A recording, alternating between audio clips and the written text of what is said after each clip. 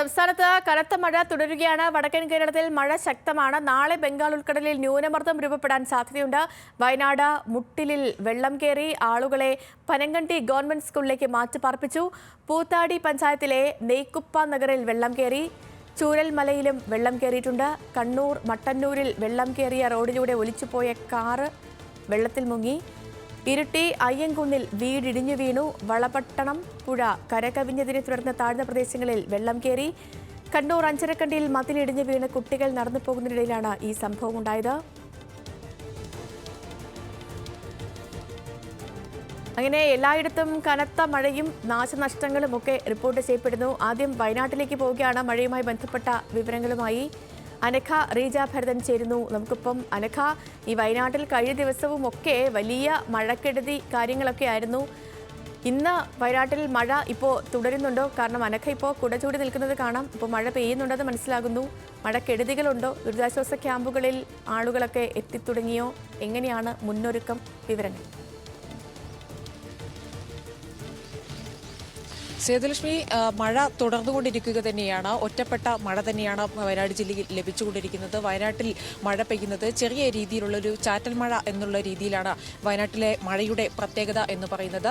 22 ക്യാമ്പുകളാണ് വയനാട് ജില്ലയിൽ ഇതുവരെ തുറന്നിട്ടുള്ളത്. ഇതിൽ 740 ആളുകളെ ഈ ക്യാമ്പുകളിലേക്ക് 22 ക്യാമ്പുകളിലായിട്ട് 740 ആളുകൾ ഈ ക്യാമ്പുകളിൽ ഉണ്ട്. സുൽത്താൻ ബത്തേരി താലൂക്കിൽ 8ഉം മാനന്തവാടി താലൂക്കിൽ 6ഉം വൈത്തിരി താലൂക്കിൽ 8ഉം ക്യാമ്പുകൾ വീതം തുറന്നത്. ഏതായാലും വയനാട് ജില്ലയിൽ ഇന്ന് ഓറഞ്ച് അലേർട്ടാണ്. സ്കൂളുകൾക്ക് അവധി പ്രഖ്യാപിച്ചിട്ടുണ്ട്. കോറുകളുടെ പ്രവർത്തനങ്ങളടക്കം നിർത്തിവെച്ചിട്ടുണ്ട്. ഏതായാലും വയനാട് ജില്ലയിൽ നിരവധി ക്യാമ്പുകൾ തുറന്നിട്ടുണ്ട്. ഈ ചില മേഖലകളിലടക്കം നാശനഷ്ടങ്ങൾ ഉണ്ടായിട്ടുണ്ട്. വീടിന് മുകളിലേക്ക് മേപ്പാടി പുത്തുമല ഭാഗങ്ങളിലടക്കം വീടിന് മുകളിലേക്ക് മരം വീഴുകയും കടമുറി അടക്കം മറ്റൊരു കടമുറി തകരുകയും ചെയ്യുന്നൊരു സാഹചര്യം ഉണ്ടായിട്ടുണ്ട്.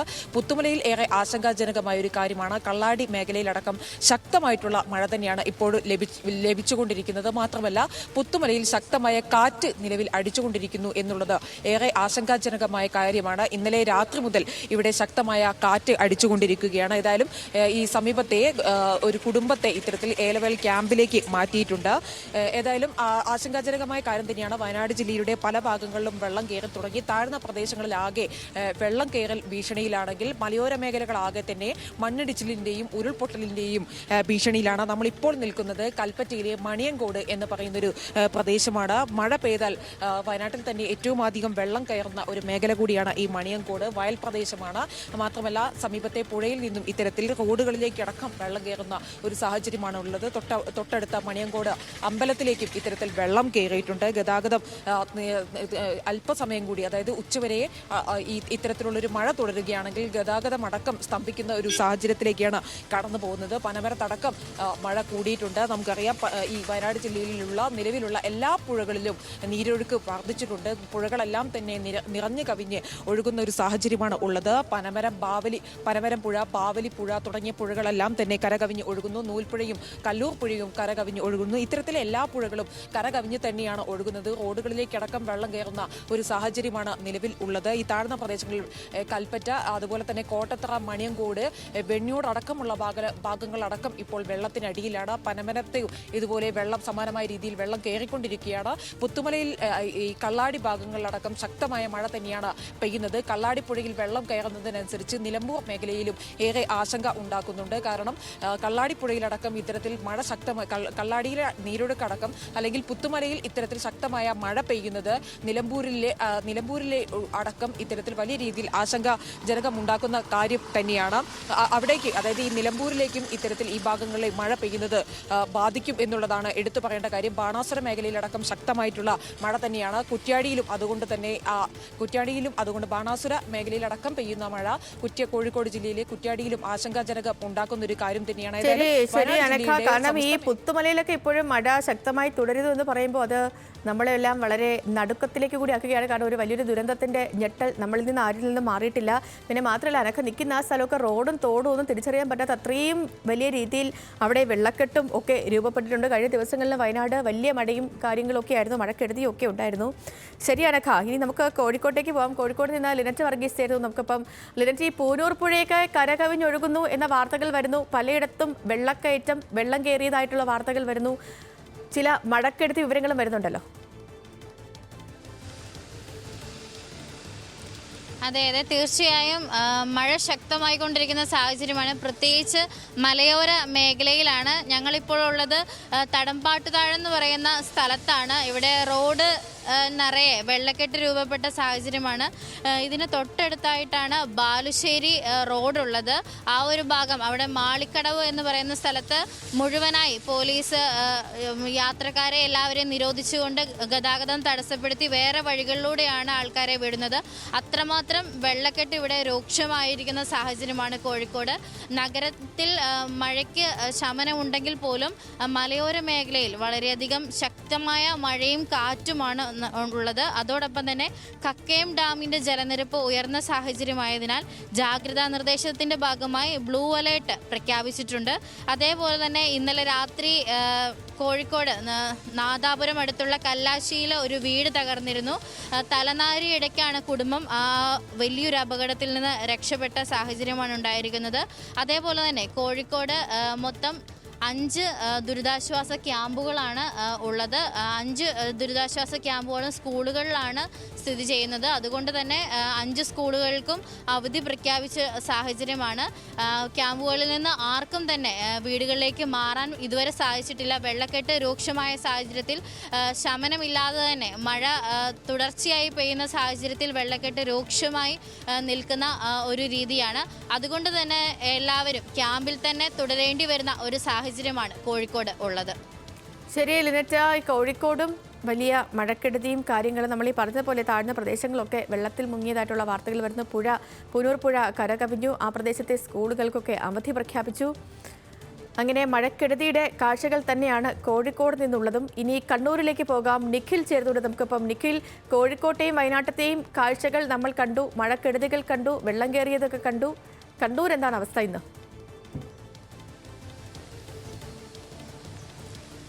സേതുലക്ഷ്മി, കണ്ണൂരും സമാനമാണ് അവസ്ഥ.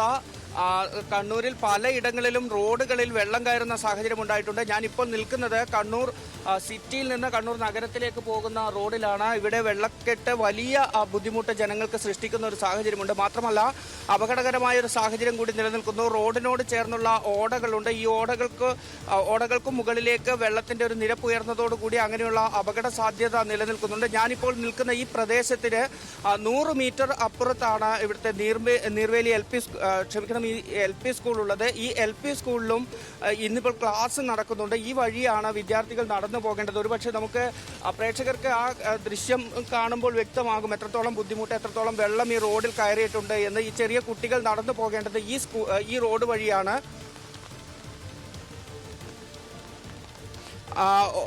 ഒപ്പം തന്നെ കണ്ണൂർ ജില്ലയിൽ വ്യാപകമായ രീതിയിൽ നാശനഷ്ടം റിപ്പോർട്ട് ചെയ്യപ്പെടുന്ന ഒരു സാഹചര്യം കൂടി ഉണ്ടായിട്ടുണ്ട്. കനത്ത മഴയിൽ ഇരിട്ടി അയ്യൻകുന്ന് വെമ്പുഴച്ചാലിൽ വീട് തകർന്നു വീഴുന്ന സാഹചര്യം ഉണ്ടായിട്ടുണ്ട്. മാറാമറ്റത്തിൽ അമ്മിണിയുടെ വീടാണ് തകർന്നത്. ഇന്നലെ രാത്രിയായിരുന്നു സംഭവം. മൺകട്ട കൊണ്ട് കെട്ടിയ പഴയ വീടാണ് തകർന്നത്. ഈ വീട് തകർന്നു വീഴുമ്പോൾ അമ്മിണിയും അമ്മിണിയുടെ മകൻ വിനോദും 2 കുട്ടികളും വീട്ടിലുണ്ടായിരുന്നു. ശബ്ദം കേട്ട് ഇവരെല്ലാം പുറത്തേക്ക് ഓടിയതിനാലാണ് വലിയ ദുരന്തം ഒഴിവായത്.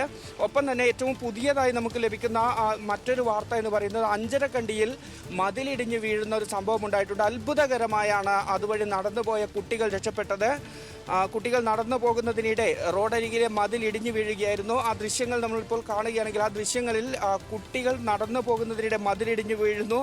ആ സമയത്ത് ഓടി മാറുന്ന കുട്ടിയെ കാണാം. തലനാരിഴയ്ക്ക് ഒരു അപകടം ഒഴിവായി എന്ന് തന്നെ പറയാനാവും. ഒപ്പം തന്നെ കണ്ണൂർ മട്ടന്നൂരിൽ നായിക്കാലിയിൽ നിർമ്മാണം നടക്കുന്ന റോഡ് ഇടിഞ്ഞ് പുഴയിലേക്ക് വീണതിനെ തുടർന്ന് ഗതാഗതം പൂർണ്ണമായും തടസ്സപ്പെടുന്ന ഒരു സാഹചര്യം ഉണ്ടായിട്ടുണ്ട്. മട്ടന്നൂർ മണ്ണൂർ ഇരിക്കൂർ റോഡാണ് തകർന്നത്. ഒപ്പം തന്നെ ഈ കണ്ണവം പുഴ കരകവിഞ്ഞതിനെ തുടർന്ന് എടയാർ പ്രദേശത്ത് 21ഓളം കുടുംബങ്ങൾ ഒറ്റപ്പെടുന്ന ഒരു സാഹചര്യം ഇപ്പോൾ ഉണ്ടായിട്ടുണ്ട്.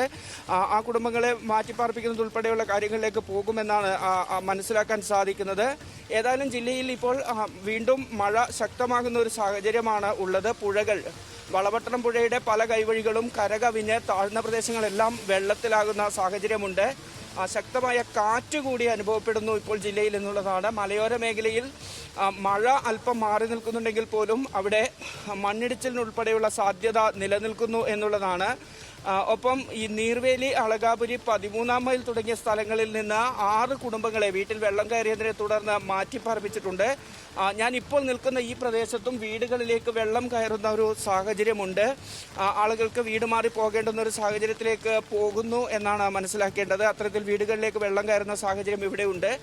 കഴിഞ്ഞ ദിവസം വെള്ളം കയറിയ എളയാവൂരിലെ 15 കുടുംബങ്ങൾ ഇപ്പോഴും ആ ബുദ്ധിമുട്ട് അനുഭവപ്പെടുകയാണ്. അവിടെ ഇപ്പോഴും വെള്ളം ഇറങ്ങിപ്പോയിട്ടില്ല. ഇത്തരത്തിലാണ് കണ്ണൂർ ജില്ലയിൽ പൊതുവെയുള്ള സാഹചര്യം. വലിയ രീതിയിൽ നാശനഷ്ടങ്ങൾ റിപ്പോർട്ട് ചെയ്യപ്പെടുന്ന ഒരു സാഹചര്യം ഇവിടെ ഉണ്ട്. മറ്റൊരു വിഷയം എന്ന് പറയുന്നത് കണ്ണൂർ നഗരത്തിലും സമാനമായ രീതിയിൽ ഈ വെള്ളക്കെട്ട് കണ്ണൂർ നഗരത്തിലെ അണ്ടർപാസിൽ വലിയ ബുദ്ധിമുട്ട് ഉണ്ടാക്കുന്നുണ്ട്. റെയിൽവേയുടെ സ്ഥലത്തുള്ള ഒരു ഓടയുണ്ട്. ആ ഓട കൃത്യമായി വൃത്തിയാക്കാത്തതിനെ തുടർന്ന് മാലിന്യം കെട്ടിക്കിടക്കുന്നതും അതിനാൽ വെള്ളം കയറുന്നതും പതിവായിരുന്നു അവിടെ. പക്ഷേ ശരി നിഖിൽ, എന്താണെങ്കിലും നിഖിൽ കാണിച്ച ആ ദൃശ്യങ്ങൾ അത് ഭയപ്പെടുന്നത് തന്നെയാണ്. പ്രത്യേകിച്ച് ആ മതിലിടിഞ്ഞ് വീഴുന്നതൊക്കെ കുട്ടികൾ തലനാരിഴയ്ക്ക് രക്ഷപ്പെട്ടു എന്ന് പറയാം. അതിഭീകര ദൃശ്യങ്ങളാണ് ആ പുറത്തു വന്നിരിക്കുന്നതൊക്കെ.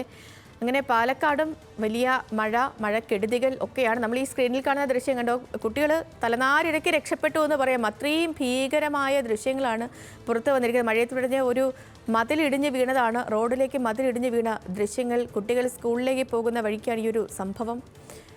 ശരി നിഖിൽ, ഇനി പാലക്കാട്ടേക്ക് കൂടി പോവുകയാണ്. പാലക്കാടും ഈ പറഞ്ഞതുപോലെ വലിയ മഴക്കെടുതിയും കാര്യങ്ങളൊക്കെ തന്നെയാണ്. നമുക്കിപ്പം ആഷിഖ് റഹ്മാനോട്. ആഷിഖ്, കഴിഞ്ഞ ദിവസം ഭാരതപ്പുഴ, ചിറ്റൂർ, ഗായത്രിപ്പുഴ ഇതിലൊക്കെ അപകടകരമായ രീതിയിൽ ജലനിരപ്പ് ഉയരുന്ന കാഴ്ചകൾ നമ്മൾ കണ്ടു. രാത്രി പലയിടത്തും വിനോദസഞ്ചാര കേന്ദ്രങ്ങളിലൊക്കെ യാത്രാ നിരോധനം നിലനിൽക്കുന്നുണ്ട്. ഇന്നിപ്പോൾ മഴ തുടരുന്നുണ്ടോ? മഴക്കെടുതികൾ റിപ്പോർട്ട് ചെയ്യപ്പെട്ടിട്ടുണ്ടോ? വിവരങ്ങൾ. സേതു, പാലക്കാട് ജില്ലയിൽ ഇന്ന് ഓറഞ്ച് അലർട്ടാണ്. രാവിലെ മുതൽ ഇടവിട്ട് ശക്തമായ മഴ പെയ്യുന്നുണ്ട്. പാലക്കാട് നഗരത്തിലടക്കം വിവിധ നാശനഷ്ടങ്ങൾ റിപ്പോർട്ട് ചെയ്തിട്ടുണ്ട്. ഇപ്പോൾ നമ്മൾ നിൽക്കുന്നത് പാലക്കാട് മുനിസിപ്പൽ സ്റ്റാൻഡിലാണ്. പാലക്കാട് മുനിസിപ്പൽ സ്റ്റാൻഡിൽ പ്രധാനപ്പെട്ട ഈ പാലക്കാട് ടാക്സി സ്റ്റാൻഡ് എന്നറിയപ്പെടുന്ന സ്ഥലമാണിത്. ഇവിടെയാണ് വലിയൊരു മരം ഇപ്പോൾ കടപുഴകി വീണത്. ഇപ്പോൾ ഫയർഫോഴ്സ് ഉദ്യോഗസ്ഥരടക്കം എത്തി ഇത് നീക്കം ചെയ്യുന്ന ഒരു കാഴ്ചയാണ് നമ്മളിപ്പോൾ കാണുന്നത്. വലിയൊരു മരമാണ്, പടുകൂറ്റൻ മരമാണ്. അത് ഒരു രാവിലെ 8 മണി കൂടെയാണ് ഇതിപ്പോൾ കടപുഴകി വീണത്. നമുക്ക് കാണാൻ കഴിയുന്ന പോലെ ഇതിന് സമാനമായി നിരവധി മരങ്ങൾ ഇതിന് സമാനമായുണ്ട്. ഈ മരമെല്ലാം ഈ മഴക്കാലത്ത് വിൽക്കുമ്പോൾ ആശങ്കയുണ്ട്. ഈ കാണുന്നത് ഈ മരത്തിന് സമീപത്തായി ചെറിയൊരു ബോർഡ് നമുക്ക് കാണാം. ഇത് ടാക്സി സ്റ്റാൻഡാണ്. ടാക്സികൾ, അതായത് പാലക്കാട് ടൗണിലെ പ്രധാനപ്പെട്ട ടാക്സികളെല്ലാം നിർത്തിയിട്ട് അവർ ഓട്ടം ഓടുന്ന സ്റ്റാൻഡാണ്. അവിടെ അവർ രാവിലെ ഇവിടെ ഇല്ലാത്തതിനാൽ വലിയ അപകടമാണ് ഒഴിവായിട്ടുള്ളത്. വലിയ കൂറ്റൻ മരമാണ് കടപുഴകി എന്നുള്ളതാണ് പ്രധാനപ്പെട്ട കാര്യം. അതിന് സമീപത്തായി നിരവധി മരങ്ങൾ അതിന് സമാനമായി അവിടെ നിൽക്കുന്നുണ്ട്. ഇത്തരത്തിൽ നിരവധി ഇടങ്ങൾ ഇത്തരത്തിൽ അപകട മേഖലയായി നിൽക്കുന്നുണ്ട്. നമ്മൾ നിൽക്കുന്നത് പാലക്കാട് മുനിസിപ്പൽ സ്റ്റാൻഡ്, അതായത് പാലക്കാട് ടൗണിൻ്റെ ഹൃദയഭാഗത്താണ് നിൽക്കുന്നത്. അവിടെയാണ് ഇത്തരത്തിൽ വലിയൊരു മരം വീണത്. വലിയ അപകടം ഉണ്ടായില്ല എന്നൊരു പ്രധാനപ്പെട്ട ഒരു കാര്യമാണ്. മറ്റൊരു പ്രധാനപ്പെട്ട കാര്യം, മംഗലം ഡാം പരിസരത്ത് കൂറ്റം മരം വീണ് സമീപത്തെ പുരയിടം നശിച്ചു പോയെന്നൊരു വാർത്തയുണ്ട്. മറ്റൊരു അതുമൂലം പ്രദേശത്തേക്കുള്ള ശുദ്ധജല വിതരണം തടസ്സപ്പെട്ടിട്ടുണ്ട്. കൽപ്പാത്തിൽ ഈ കടയ്ക്ക് മുകളിലേക്ക് വീണ ഒരു മൊബൈൽ കടയും മറ്റൊരു വ്യാപാര കടയും തകർന്നു പോയിട്ടുണ്ട്. ഇപ്പോൾ നമ്മൾ കൂടി ഈ പാലക്കാട് ടൗൺ പരിസരത്തുള്ള ചില നാട്ടുകാർ ചേരുന്നുണ്ട് ഇതിൻ്റെ ഒരു അപകടാവസ്ഥ വിവരിക്കാൻ വേണ്ടിയിട്ട്. ചേട്ടാ, ഈ വലിയൊരു അപകടാവസ്ഥയുള്ള മരമാണ് ഇപ്പോൾ വീണത്. എന്താണ് എപ്പോഴും സംഭവിച്ചത്? അന്ന് കൊമ്പ് കെട്ടി മുറിച്ച് കിട്ടും മരമായിരുന്നത്. പിന്നെ അത് ആ ചാലിൻ്റെ സൈഡായതുകൊണ്ട് വേരടി ഉറപ്പില്ല, അങ്ങനെ പഴങ്ങി വീണതാണ്. ഒരു ബൈക്കുകാരൻ ചെറിയൊരു നൂലിന് രക്ഷപ്പെട്ടു. വേറെ പ്രത്യേകിച്ച് വണ്ടിയൊന്നും ഇവിടെ ഉണ്ടായിരുന്നില്ല. അതൊരു അരമണിക്കൂർ കൂടി കഴിഞ്ഞതാണ് പറഞ്ഞു കഴിഞ്ഞാൽ വണ്ടികളുണ്ടാവും. ടാക്സികൾ സ്ഥിരം വരുന്നൊരു സ്റ്റാൻഡാണിത്. വണ്ടി പാർക്കിംഗ് നിർത്തുന്ന ആൾക്കാർ പാർക്കിങ്ങിന് നിർത്തുന്ന സൗകര്യമുള്ള സ്ഥലമാണത്. പർച്ചേസിങ്ങിന് പോകാനും എല്ലാത്തിനും പോകാനും വേണ്ടിയിട്ട് വണ്ടികൾ നിർത്തുന്ന സൗകര്യമുള്ളതാണ്. ഇവിടെ ആ സമീപത്തായി കുറേ മരങ്ങളുണ്ട്. അത് അപ്പുറത്തും മരങ്ങളുണ്ട്. അതൊന്നും വലിയ ഉറപ്പില്ല. ഇതൊക്കെ കാരണം കൊമ്പ് വെട്ടിയതാണ്. ഒരു 2 വർഷം മുമ്പ് കംപ്ലീറ്റ് കൊമ്പ് വെട്ടിയതാണ്. വീണ്ടും കനം കൂടിയിരിക്കുകയാണ്. സേതു, ഇതാണ് പ്രധാനപ്പെട്ട കാര്യം. ഈ പാലക്കാട് മുനിസിപ്പൽ സ്റ്റാൻഡ് പോലെ പ്രധാനപ്പെട്ട നിരവധി ബസ്സുകളും ടാക്സികളടക്കം നിൽക്കുന്ന ഒരു സ്റ്റാൻഡിലാണ് ഇത്തരത്തിൽ വലിയൊരു മരം കടപുഴകി വീണിട്ടുള്ളത്. അതിന് സമീപത്തായി നിരവധി മരങ്ങൾ ഇത്തരത്തിലുണ്ട്. ഇവിടെ ഒരു 9 മണിയോട് ആയിക്കഴിഞ്ഞാൽ ഈ ടാക്സികൾ വന്ന് നിർത്തിയിടും. വ്യക്തമാണ് ആഷിഖ്, ഇതുപോലെ നമ്മുടെ സംസ്ഥാനത്തിന്റെ പല സ്ഥലങ്ങളിൽ ഇങ്ങനെ ഈ അപകടകരമായ രീതിയിൽ മരങ്ങളൊക്കെ നിൽക്കുന്നുണ്ട്. അവയൊക്കെ ഈ മഴക്കാലത്തിന് മുൻപേ തന്നെ വെട്ടിമാറ്റേണ്ടതാണ്. എങ്കിൽ ഇത്രയും വലിയൊരു അപകടങ്ങളൊന്നും ഉണ്ടാകുമായിരുന്നില്ല. എന്താണെങ്കിലും സംസ്ഥാനത്തിന്റെ വിവിധ ഭാഗങ്ങളിൽ ഈ മഴക്കെടുതികൾ നിലനിൽക്കുന്നുണ്ട്. എല്ലായിടത്തും മഴയുണ്ട്. രാവിലെ മുതൽ തന്നെ, അല്ലെങ്കിൽ കഴിഞ്ഞ ദിവസത്തേതിന് സമാനമായി ഒറ്റപ്പെട്ട മഴ രാവിലെ മുതൽ തന്നെ എല്ലായിടത്തും തുടരുന്നുണ്ട്. മഴക്കെടുതികൾക്കും ശമനമില്ല. അപ്പോൾ വയനാട് നിന്ന് അനഘ റീജ ഭരതനും, കണ്ണൂരിൽ നിന്ന് നിഖിലും, കോഴിക്കോട് നിന്ന് ലിനറ്റ് വർഗീസും, പാലക്കാട് നിന്ന് ആഷിഖ് റഹ്മാനുമാണ് മഴയും മഴക്കെടുതിയും സംബന്ധിച്ചുള്ള വിശദമായ വിവരങ്ങൾ പ്രേക്ഷകരിലേക്ക് എത്തിച്ചത്.